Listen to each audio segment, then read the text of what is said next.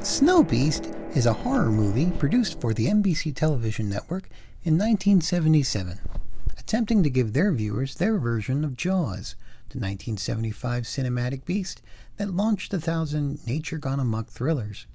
Snowbeast took it a step further, casting as their wildlife menace a Sasquatch. The project was produced by Wilfred Lloyd Bombs and Douglas S. Kramer.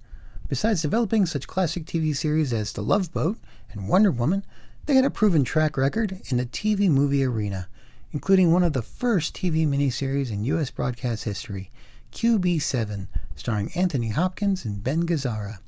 Bombs and Kramer hired Joseph Stefano as screenwriter, best known for writing the screenplay for Alfred Hitchcock's Psycho, although he worked more for television, including producing the first season of the anthology series The Outer Limits.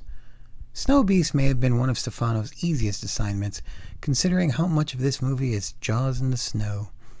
The story starts in this small resort town, preparing for their annual snow festival, their biggest week of the year. Really not a good time for a mysterious beast to start dismembering people. The town leaders want to keep it quiet, don't want to start a panic, until the beast attacks the town celebration and everybody panics. In the end, a few brave souls enter the creature's domain for a showdown between man and beast. So what's different, besides the snow? Well, the town sheriff's not leading the charge. Instead, it's an ex-Olympic skier who gets a job at his old friend's family resort. Both of them are trying to find this Bigfoot, and they each have a special place in their heart for the skier's wife. She's a journalist who provides the scientific exposition.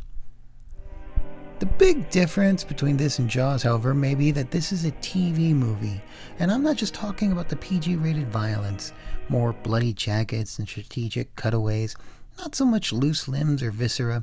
The international cut of this film includes an attack scene that was replaced in production.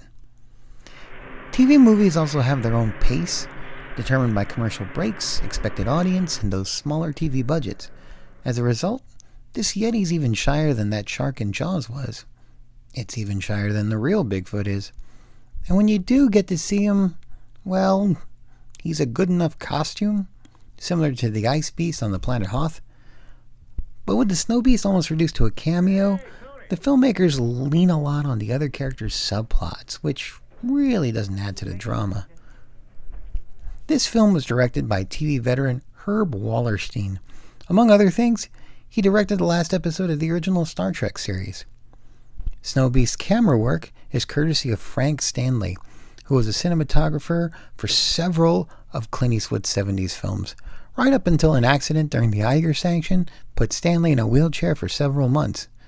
But at least that film gave him a lot of practice filming snowy scenes. The production was filmed on location in Crested Butte, Colorado, and on April 28, 1977, NBC aired Snowbeast opposite a rerun of Barney Miller and a TV special about the early days of television.